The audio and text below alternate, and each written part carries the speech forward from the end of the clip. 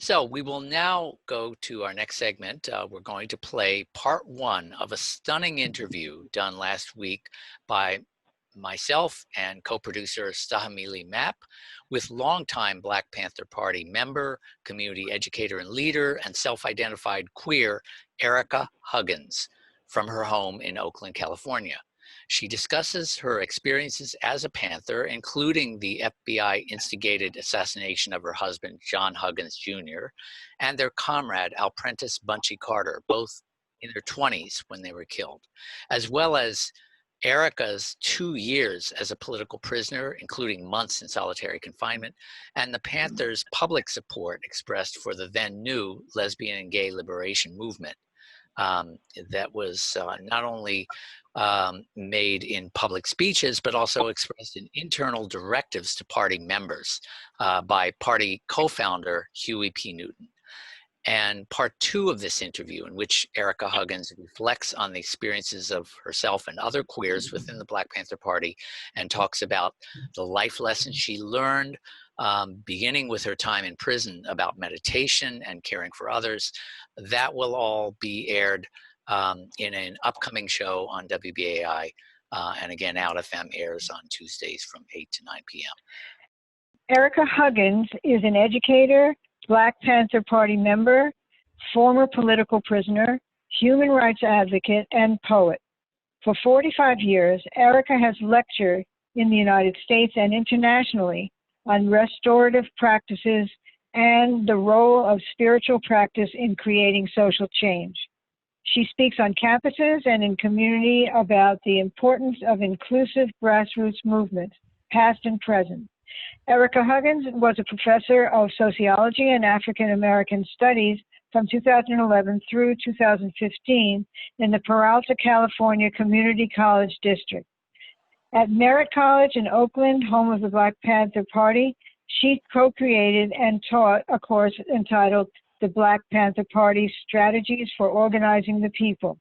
Currently, Ericka works with World Trust Educational Services, facilitating conversations focused on race and gender equity. In addition, she facilitates workshops on radical self-care for women of color. And now we'll hear the interview with Ericka Huggins, conducted by Bob Lederer and Stahamili Mapp. Ericka Huggins, you last graced our airways in 2012, and it's a pleasure to have you back. As an elder and long-term revolutionary, you have a lot to teach, especially in this time of the national uprising against structural racism and police murders, as well as the 50th anniversary of the first Gay Pride March in New York City that's being celebrated in a queer liberation march for Black lives and against police brutality. So I'd like to start by having you provide our listeners with a capsule history of the early years of your political work, particularly in the Black Panther Party in Los Angeles, which you joined in 1967 at age 18 and became a leader of that chapter along with your husband, John Huggins. Could you talk about that process of deciding to join the party and what you did before John was murdered, what kind of work you did in the party? Just give us a little flavor of what it was like being in the party. Okay, so Bob, thank you for having me on the show. I really appreciate it. And I know that Stahamili will be joining as a co-host in a little while. Thank you, Stahamili. And thank you to John, who's doing the technical work. Thank you to everybody at Out FM. I appreciate you bringing me back.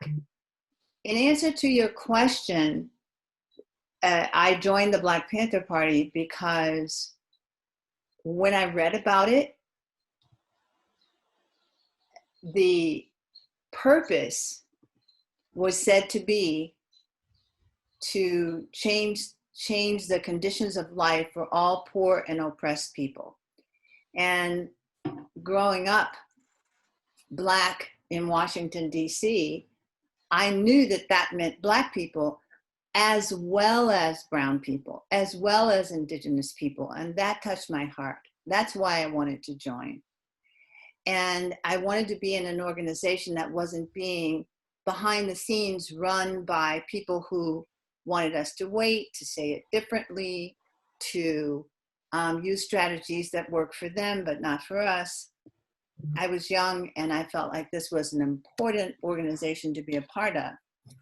Now, at that time, in the world, everything was moving.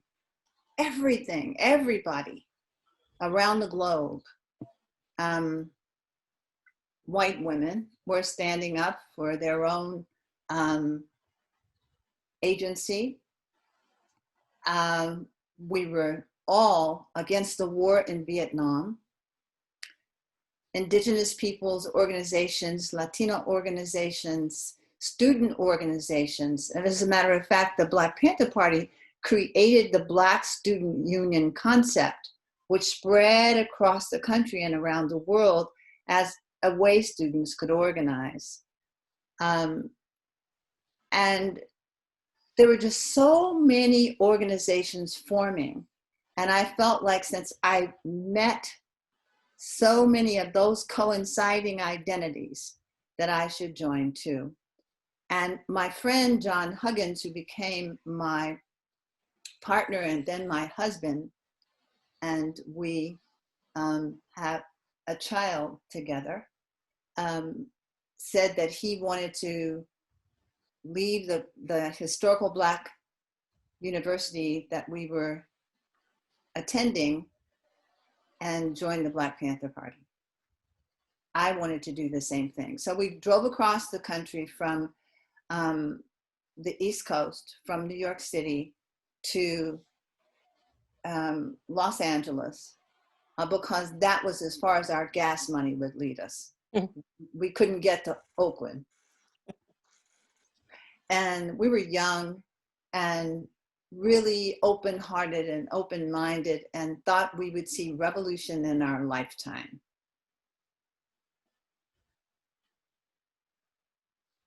When we got to Los Angeles, we did not find the chapter of the Black Panther Party right away, but eventually we did. And we also went back and forth in terms of party work. We went back and forth in that little car of John's to Oakland, California, which is at least a 6-hour drive. And one of the things that we all knew, anybody who was anywhere near any Black or brown or indigenous community knew that police brutality was a top priority for transformation, not just change. As we're looking at it now, we're looking at transforming the work that police do, but we were looking at it then. And so the patrols of police was not to harm police, but to protect community. The original name of the Black Panther Party was the Black Panther Party for Self-Defense. Mm-hmm. And self-defense is misunderstood, but not by people of color. It's misunderstood because it means taking care of oneself and loved ones. And so the Breakfast for Children program was self-defense. Mm. The People's Free Medical Clinics are self-defense. The end to mass incarceration is self-defense. And looking out for people when they're being arrested against the law is self-defense. Asking police officers why they're arresting someone who didn't seem to have done anything. And I witnessed this as a little girl in the neighborhood I lived in Southeast Washington, D.C., all the time. This wasn't just an adult understanding. This was something I'd seen all my life. I knew that self-defense was a proper response to violent behavior supported by violent structures.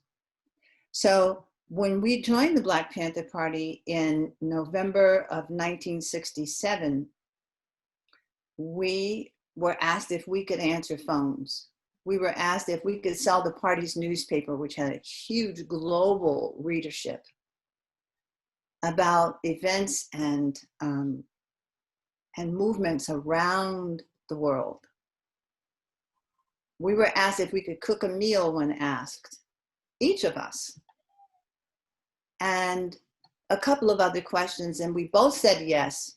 And the young man who welcomed us so kindly said, okay, y'all are Panthers then.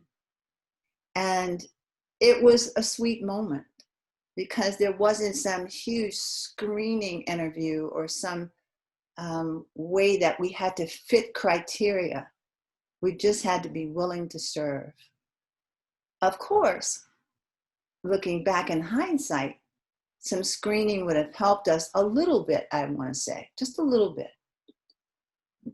in combating the atrocities of the Federal Bureau of Investigation's counterintelligence program. Yet another violent expression of violently racist structures set up in society and paid for by taxpayers. So we did everything we could.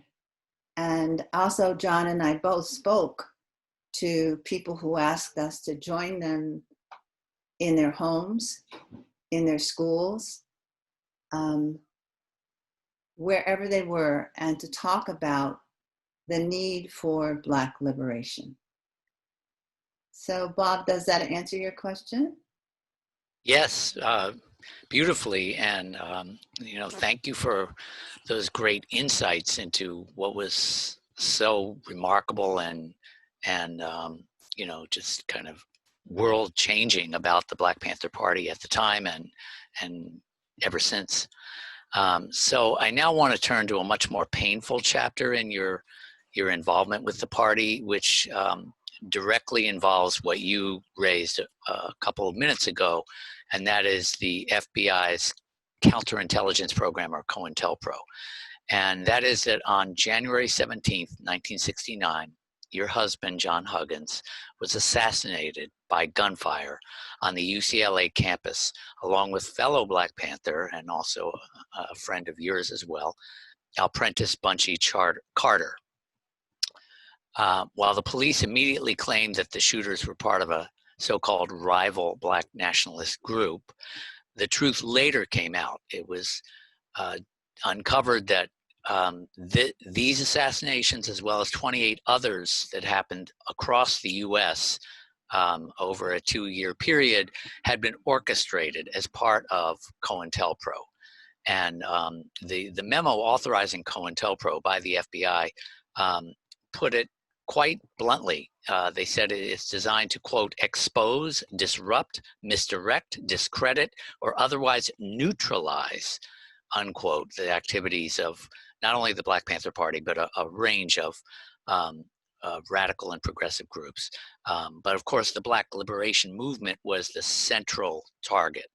So Ericka Huggins, can you talk about the murder of your husband and your comrade Bunchy Carter, and what it meant to you, what it meant to your 3-month-old daughter, and to the movement more broadly? Well, thank you for that question. It was a painful time in my history, but it was also generally a painful time in history, as is today, a painful time in history. And it's almost 55 years later. So I want to say that things didn't just happen on that day. As you read that really frightening purpose statement of the counterintelligence program, which started as a clandestine organization within the FBI, started, by harassing and surveilling labor movement workers, and then Martin Luther King, and then all other movements, anything that moved. I'm thinking about what Mahatma Gandhi said about hate. He said I'm paraphrasing, but he said it isn't really hate.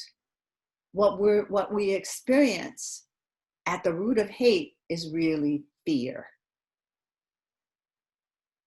And so it was that fear that was ruling the FBI in creating and sustaining and adding informants and agent provocateurs to the work of COINTELPRO, paid for by taxpayers' money, as I said earlier. In other words, my mother's taxes went into their work. John's mother and father's taxes went into their work. When you think about that, it's not only frightening, but again, it is violent. And I'm going to mention the term violence a lot in this interview because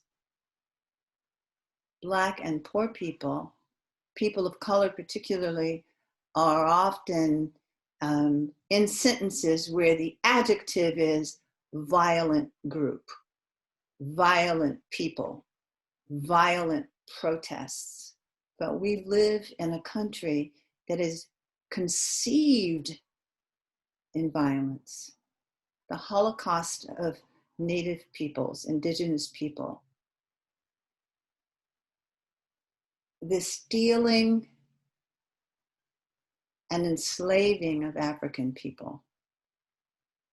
So here we are on January 17th, 1969, in the daytime on the UCLA campus.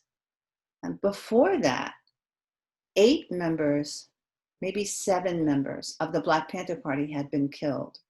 So for me, it meant that I pulled out my black dress and went to a funeral. And because we worked 19-hour days, I never had a chance to grieve. We didn't really have the opportunity to grieve because it was as if we were living in war, though no one wanted to call it that. So that day, I got a call from a person in the party office saying that John had been killed. He didn't say that John had been killed. He said 2 comrades were shot on the UCLA campus. And I intuited that they were John and Bunchy right away because of their work to support 2 Black student organizations on campus, maybe more. And I didn't think that students had killed John and Bunchy at all. I hung up the phone after confirming with my friend who called that they died. And he said yes, and I said thank you. And there was this really tender silence. To know John was to be in the presence of lightheartedness and joy and just pure generosity. And to know Bunchy was to be in the presence of royalty, of openness. He taught many of us, having taught himself in prison, he taught many of us not only about African American history, but African history, which is never given to children in school. Never. And so he was a natural leader. Again, we were very young. The median age of members of the Black Panther Party was 19 years old. I was 18 when I joined. And on that day, John, who was 23, and Alprentice Bunchy Carter, who was 26, were assassinated by the government. It changed my life forever. These were my dearest friends at the time. Bunchy was like a big brother, and John was my touchstone. He was my friend.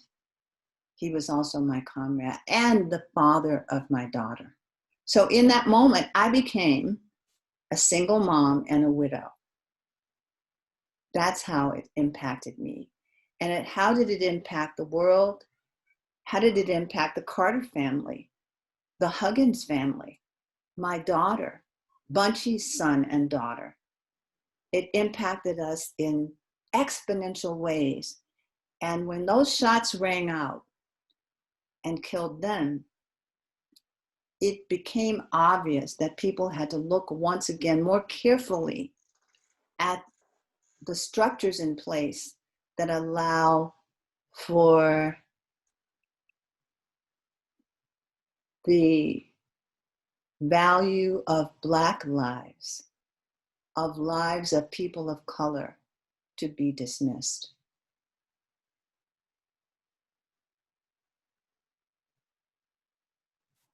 That's so powerful, Ericka. Thank you. That's so powerful. And it's very interesting how you've made the connection from then to now, in the language that we're using today. Yes. Of dismissing and devaluing the lives of Black people, and the level of violence that the state is willing to exact on us, for whatever measures, to disrupt our organizations, to disrupt solidarity, and to disrupt just to kill us. Yes, thank you for saying that. What does your name mean? It's so beautiful. It's Kiswahili. It means patience. And right now, we're all exhibiting a lot of that, aren't we? We're always exhibiting patience and compassion and empathy. And that's what is needed in our world. I wanted to let you know something, that when I talk to school children a lot, it's my favorite thing to do. Because they don't ask questions that make you work hard. They just ask questions. It's so pure. So I was talking to some 4th and 5th graders one day, and they asked me, they had been studying the Black Panther Party in school because they had this outstanding teacher who got them elementary school level books to read that went over the history of the civil rights and human rights movements in the United States. And they'd read about COINTELPRO. Never had I met any 5th graders who had read about COINTELPRO. And so since they had, and since they heard that part about disrupt, discredit, and further neutralize Black liberation movements and any movements, anything that moved, as I said earlier, I asked them what they thought the word neutralize meant, because it's an interesting word.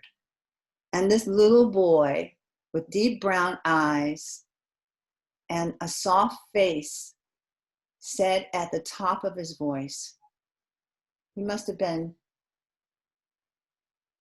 was probably 10. He said, "It means kill, Miss Ericka, it means kill." Now, there are people who hear that word and they don't get that when you neutralize something in science, you change it at a molecular level. You rid the world of whatever it is. You get rid of it.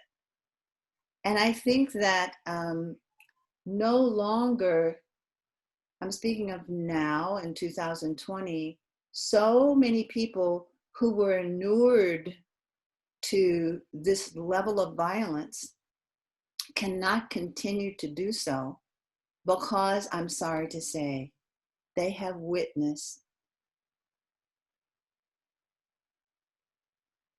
the murder of George Floyd. They've heard the stories of Eric Garner and Sandra Bland.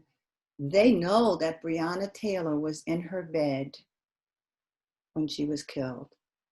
So now people whose lives aren't touched by this kind of violence are suddenly awake. And it must be confusing. But we need to hustle past confusion and step up and talk to one another, have conversations that are honest and meaningful, rather than depending upon people of color to do that by themselves. Appreciate that, sis. All right. Well, moving on to another painful episode of your life, but this one turned pain into triumph. Within 3 months of the murder of John Huggins, you accompanied his body back to New Haven, Connecticut, where he had grown up, and were asked by Black community activists and Yale students to form a chapter of the Black Panther Party in that city. And in short order, both you and Black Panther Party chair at the time, Bobby Seale, faced federal charges of conspiracy, kidnapping, and murder. You were imprisoned without bail for 14 months, both before and during your trial. And then both of you were acquitted of all charges by a predominantly white jury. And again, it became clear later that the FBI had orchestrated the case against the two of you. It was yet another frame-up. So can you talk about that whole experience, the charges, the time in prison, the trial, and what lessons you learned from it? Well, how much time do we have? So first, I want to make a correction. In the last interview I did with you, and you recounted it in your question, in the last interview, I said that I traveled with John's body. I followed John's body to Connecticut. Okay. His body had already been delivered to his family, and I was going Okay. to join them.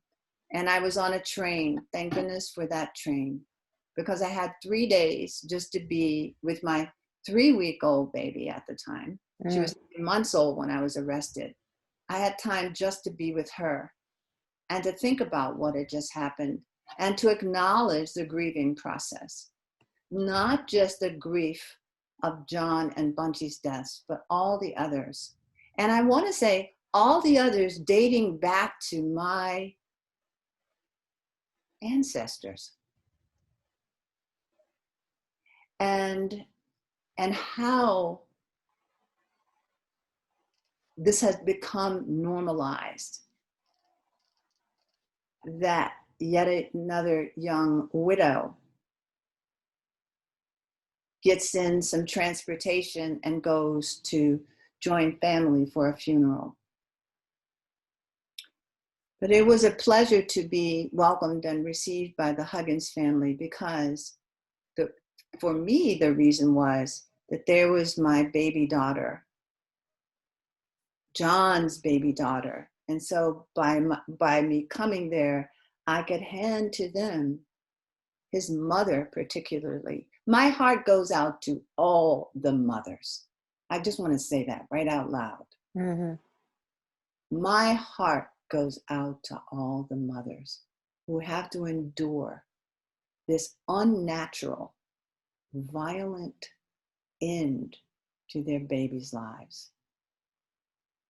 But I handed over my living, healthy baby to Mrs. Huggins, and she held on, and she was happy for a moment.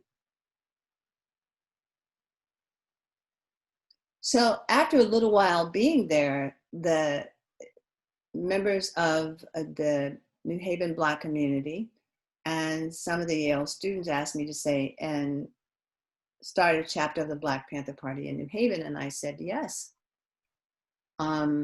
And so I was intending to go back to Oakland in a few weeks, where the national headquarters of the Black Panther Party was seated.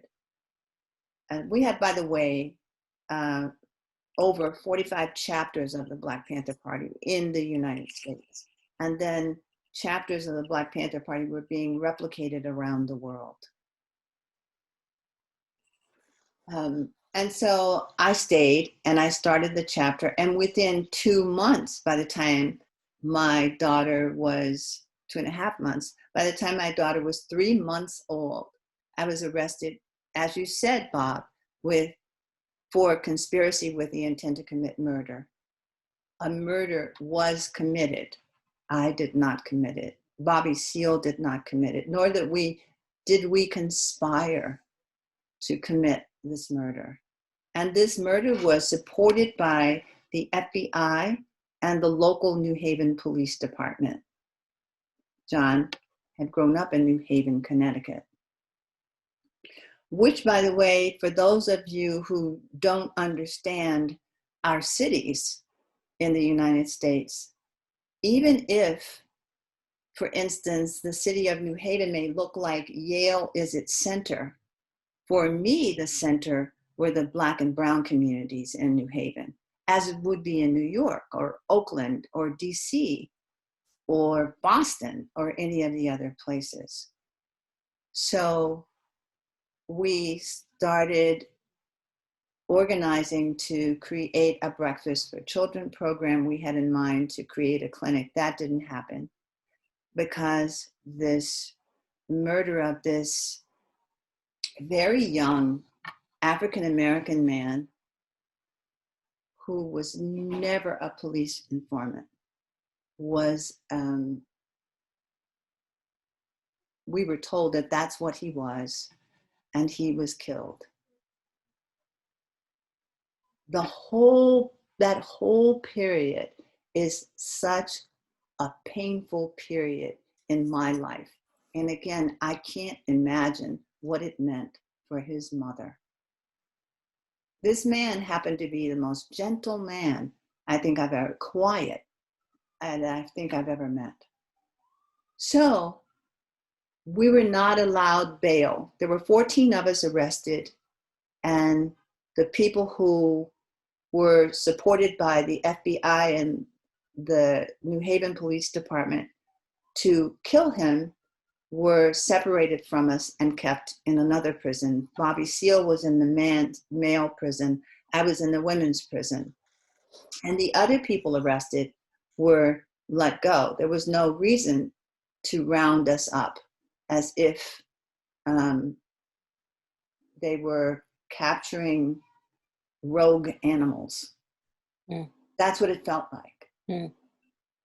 I don't have time to describe what it felt like that evening when I was arrested, but suffice it to say, Mrs. Huggins and the Huggins family took my daughter in and took care of her for the whole 2 years that I was incarcerated, 14 months awaiting trial, 6 months on trial. It was, what did I learn? I learned that there are great people in this world, like the lawyers I had. I realized that the judge was a great man because he was the one who declared a mistrial and let us go when the jury locked twice. And I could go into stories about that jury, but I do want to say one thing. Thank goodness for the women on that jury. Mm. And it took 3 months to pick the jury. Jury selection is a very crucial, necessary thing, but to find people who would be fair and follow the judge's instructions to give us a fair trial was the most difficult thing.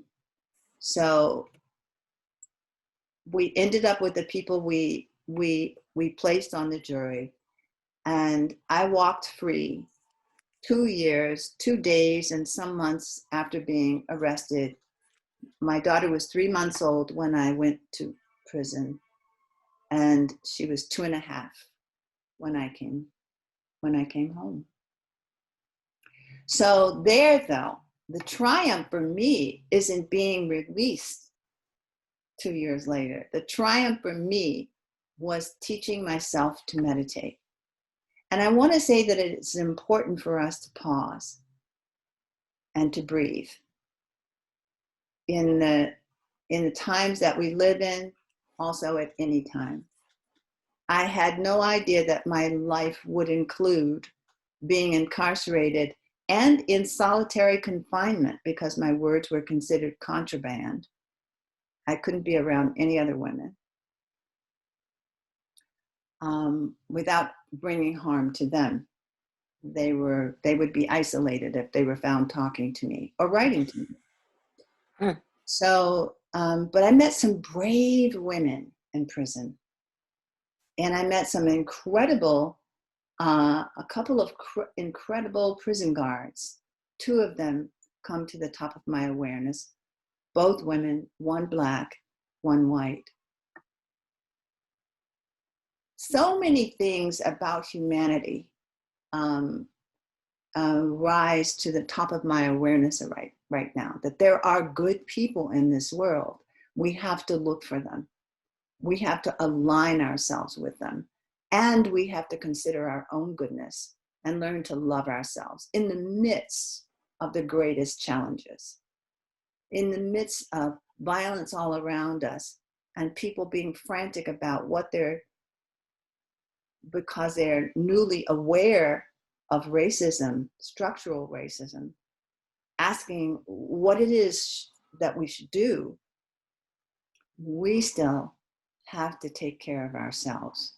We need to pause and breathe. We need to sit still. I'm not talking about the kind of self-care that means you get a massage or a mani-pedi. I'm talking about radical self-care, where you decide for yourself how much you will do in any given day for yourself. It may be 5 minutes. It may be 2 hours. It may be taking a walk. It may be talking to a child, which is what does it for me, or looking into the eyes of a baby, which is so awesome.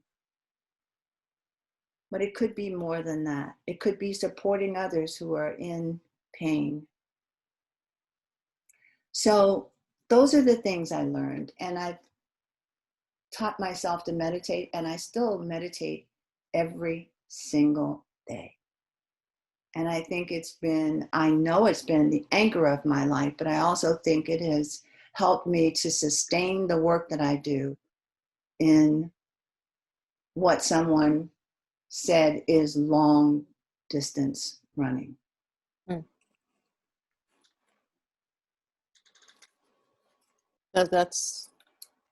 That notion of self-care, especially as women, is something we have to be very, very present with, because we are conditioned to care for others before we care for ourselves.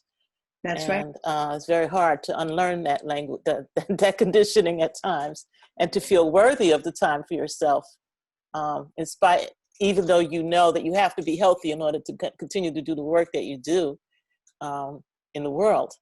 But it is hard sometimes to take that time. I'm not saying that men don't have those same issues, but I think as women, that resonates with me as a woman. I understand you. And then women of color, it's another layer of that. Mm-hmm. Because we have been the ones who have worked in the houses, well, before that, the plantations or the residences of other women. And we were also asked to take care of them and their children. And I don't mean just enslaved African women. I mean on an ongoing basis throughout history. Brown women and indigenous women have also had to put themselves in the third tier. And then they would come home, wherever home was, and have to do the same thing at home. Could they? Where was the time for them? So I'm thinking now, when we're in a slower rhythm for some of us, not for all of us, because again, Black and brown folks are out there making the slowdown happen for some people. Mm-hmm. We need to really support ourselves. Maybe it simply is surrounding ourselves with other women who we don't have to take care of, who we can just talk with and cry with and laugh with. So, and it doesn't mean that the women have to be somewhere on the spectrum of queer. They can be women. right, I do this regularly with lots of different groups of people, and it is just such a blessing when I'm in a circle on Zoom and nobody's having to explain themselves. It's such a relief. So I heard someone say, a young Black activist said, "We can breathe." And that meant so much to me, because our breath is intentionally there to give us resilience. It's not there accidentally. You know, our lungs are there on purpose.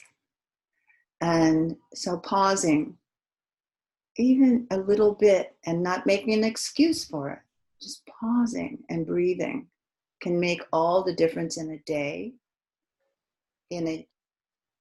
or in a life.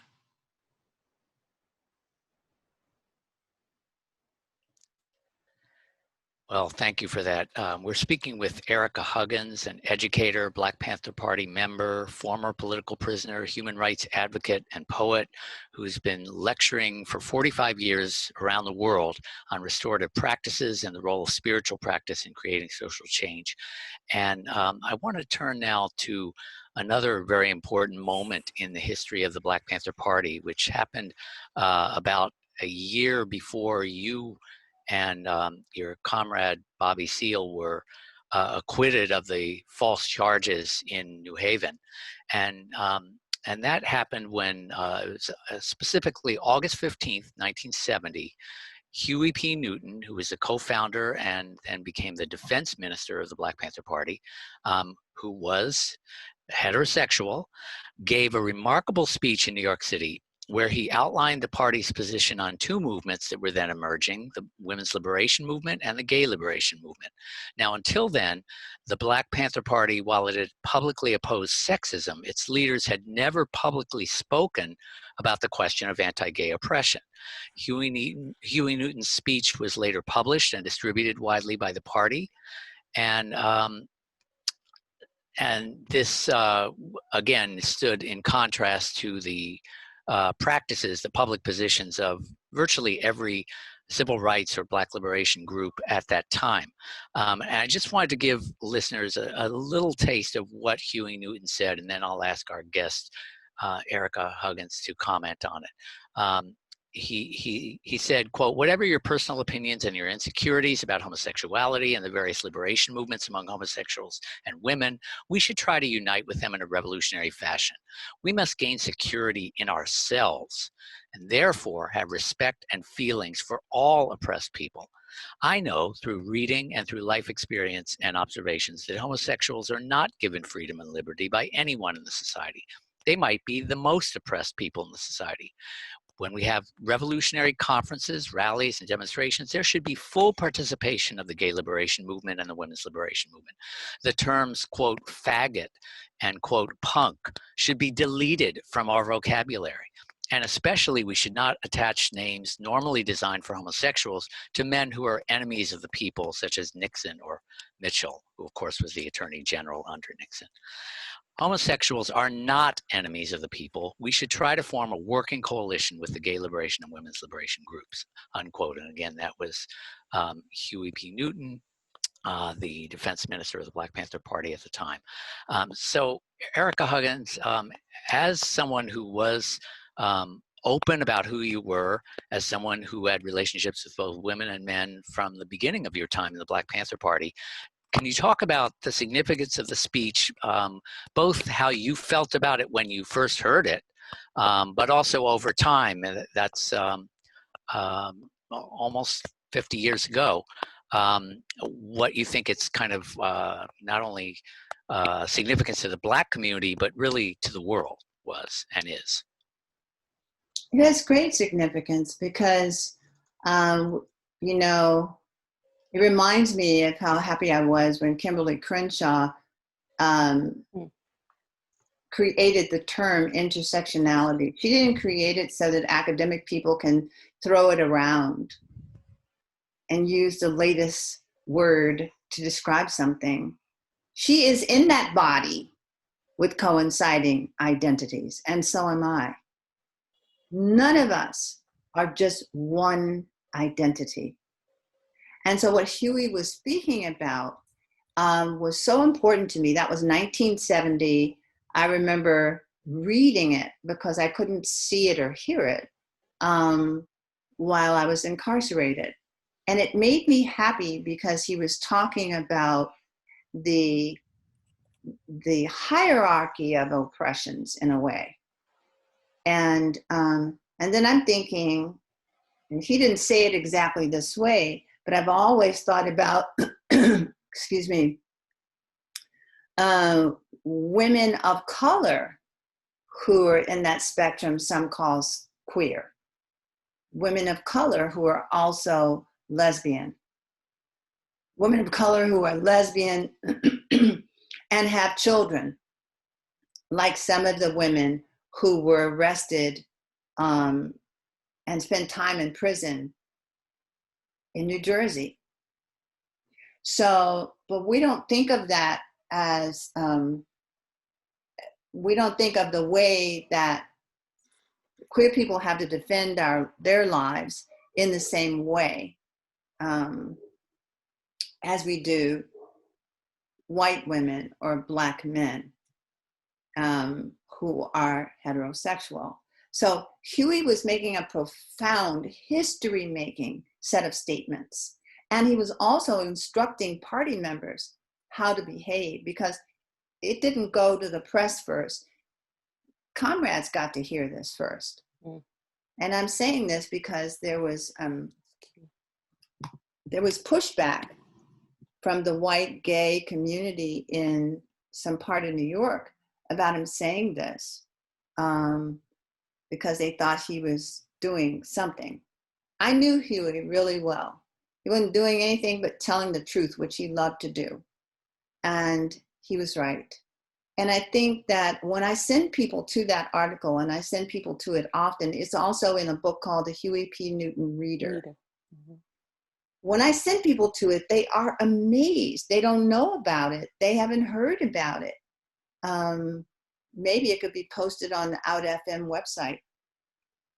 But at any rate, we have this notion that because we are Black, no homophobia can be there. Or because we are gay, there can be no racism there. But that's fallacious thinking. That isn't how human beings are put together. We all have these coinciding identities, and some of us are socialized to believe in culture, which includes religion, that there are things that are abominable. So there is nothing abominable about a human being. So I was happy when I heard it. And I think it's still, that essay has great impact today. And I think that it should be part of women, gender, and queer studies on college campuses. I was taking down some comments you were making at the time and thinking I would love to elaborate on that either today or maybe at another time. Particularly of, queer women's identities within movements, within being in the world, Black women particularly, as we find ourselves in liberation movements, and how do we make space for ourselves to love who we want to and to express it in the ways that we choose to.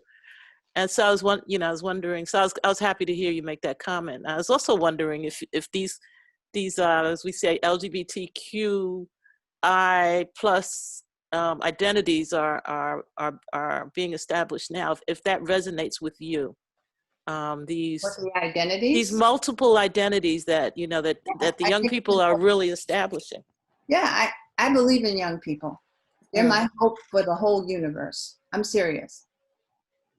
And I think that intergenerational conversation is quite helpful, because everybody can learn something. Well, let me speak for myself. I intend to learn something new until I close my eyes on this life. There is nothing that I want to hold so sacred about myself or others that I can't transform that understanding. Mm. So there's a way in which we humans, we get okay with something and then we want it to stay like that. I remember having a conversation with some of my friends who are also lesbian, who were upset about trans women. I go, what? Why? There wasn't any logical reason. There wasn't any heartfelt answer. It was just stuff. But we sat there and had a conversation about it until we worked through whatever inherent biases we had that come with gender, not just sex, but gender, which is an assignment given by birth. Well, what if you're given the wrong assignment at birth? So that was an interesting conversation. It was about 8 years ago. So I think we need to keep talking about what things mean to us. And I'm using queer because I think it kind of says that on Tuesday you might be feeling like this, and on Friday you might be feeling like that, especially if you're young. And then next week you might be feeling another kind of way. Mm-hmm. I have a dear friend who is an amazing spokesperson for asexuality. I love her. I love talking to her. It reminded me of my celibacy when I was incarcerated. But it didn't mean I didn't want to be touched or loved. We have all these ideas that can be reimagined. And depending on our age, sometimes it gets a little harder. Mm-hmm. But I push myself. I don't push anybody else, but I push myself to open to what there is to rethink. And I feel like this time under the COVID-19 umbrella is a time for great transformative opportunities to arise if we let them. Thanks. Thank you.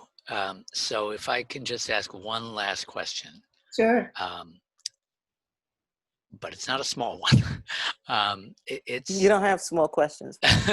No, but it's okay. So Ericka Huggins, I'd like you to look back over the entire period of your involvement in the Black Panther Party and tell us what it felt like as a lesbian, both before Huey Newton made his speech that we just discussed and after.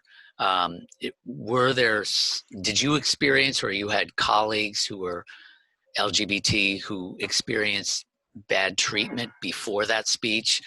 And if so, did that change after the speech? What was the process within the party? And, did you see changes also in the movements that you were working with? And I recognize that at the moment it happened, you were in prison. So you weren't in a good position to really see what was going on on the street level. But from what you could experience at the time, and certainly what you learned once you got out of prison about the conditions in the party and in the larger movement, what are your reflections? I was never treated in a disrespectful or homophobic way in the Black Panther Party. I was treated a certain way as a woman, mm-hmm. but not because I loved women or loved men. I mean, we didn't spend a lot of time on that kind of thing because, to be honest, Bob, and I think I mentioned this to you earlier, we were busy about staying alive. We all thought we were going to die by the morning.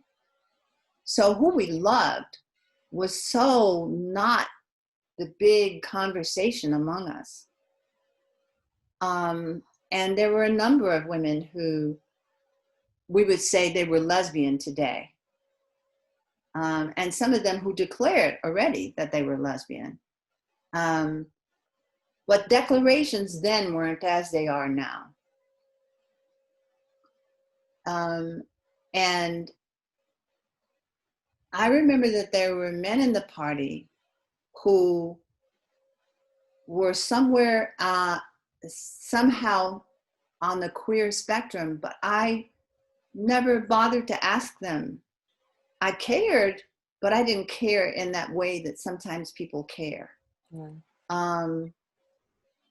And I don't believe that all of a sudden, with the turn of the 1960s and Malcolm declaring that civil rights are the right you do by law and human rights are the right you do by your very birth, I don't think that there were not people right there with Martin Luther King that wouldn't have identified themselves as queer if they'd been allowed to. Matter of fact, I know there were people there who identified themselves as that way.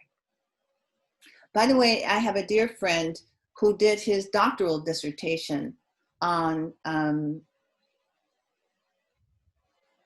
lesbian, gay, bisexual, trans, and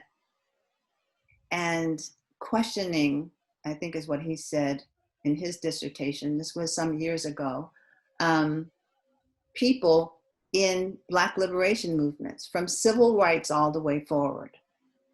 And he uncovered so many beautiful things that we don't know in history. We all love Langston Hughes. I love Langston Hughes. My son, who's a poet, loves Langston Hughes. Do our children get to know that he was also gay? No. Because I think societally, like being of color, like being a woman, all these constructed boxes have kept us barriered. So I think that there wasn't something for me in the Black Panther Party, nor any of the women that I knew, or any of the men that I knew. And lots of things came my way by conversation or the grapevine, but that never came to me. And partly it could be that for a whole year, after Huey's statement, his speech, as you call it, I was still incarcerated. So we were all about freedom.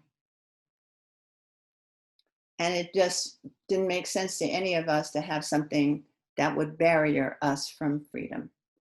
I don't think we were all that concerned about what people thought about us either, or how we looked. We were just about living our lives to the best of our ability. And some of us were not able to. Some of us died very early. Well, thank you so much for those profound words. Stamili, do you have a final question? No, I don't have any more. Well, I have a lot of questions, but This is your now or never. Perhaps there'll be another opportunity. Ericka, I hope so. Well, I hope so. A lot of questions, yeah. Sure. And it's been so lovely to meet you. You as well. I had no idea who worked for Out FM. I'm sure. It's an interesting experience, and it's it's wonderful to have the opportunity to speak to someone who, I've admired for most of my life. And I was just really reflecting on as you described the early days in the Panther Party, and I'm sure you hear this a great deal, but I'll just add my own voice. How much it meant to us, those who I was, a younger teen at that time, but it was just eye-opening, and it rocked our worlds. I lived in Harlem. I rode the bus down 7th Avenue every day to go to school, past the Panther Party office, and watched it flourish, and then I watched them destroy it. And so we were acutely aware, even though we were young, what was going on in the party. And and if you weren't concerned about how y'all looked, we were. We were all out there looking and commenting and, you know, wondering and thinking, you know, gee, this is a way we could be in the world in so many ways. So Yeah, many ways. a lot of people do say that to us. Yeah. And I'll never forget that. I'll just share one thing because it's how I feel right now in this moment. I have a feeling of gratitude. Thank you for what you said. And one day, there was a documentary film done by Stanley Nelson at Firelight Media called The Black Panther Party Vanguard of the Revolution. Right. And when it was first released, not when it was first released, but after a few months of its release, there was a special screening of it at the Apollo Theater in Harlem. Mm-hmm. And I've always loved that theater for various reasons. It take me a long time to explain why. But suffice it to say that I was on the stage with a moderator who was the daughter of a Black Panther Party member and members of the Black Panther Party, one of whom was my friend Kathleen Cleaver. Mm-hmm. And we were sitting backstage. The curtain was about to go up. And Kathleen looked at me with her big, beautiful smile, and she said, "Ericka, did you ever think we would live to see this day?" And the applause started behind the curtain, and the curtain was rising, and Kathleen and I were sitting there. And my eyes are filling with tears now. No, I didn't think we'd live to see this day. So now that I have this life that I'm grateful for, what am I going to do with it? What am I going to continue to do with it? Hold things in check? Critique all the movements? I can't tell you how honored I was to meet the young queer women who hashtagged and created the Black Lives Matter networks. Mm-hmm. They are amazing. And I was so honored to talk to them. So I keep looking for the good people in the world who want to give their love while they're here. And it's okay to give love where it's most needed in a particular time and a particular place. So yes, I didn't think I would be alive. Mm-hmm. And I'm so grateful that I am alive today to meet you and to reach the ears of the people listening to this show. And I want to thank you, Bob, and thank you, John, and thank you, Stamili. And that was a recent interview with Ericka Huggins, an educator, Black Panther Party member, former political prisoner, human rights advocate, and poet based in Oakland, California. It was conducted by Out FM producer Stahamili Mapp and myself, Bob Lederer.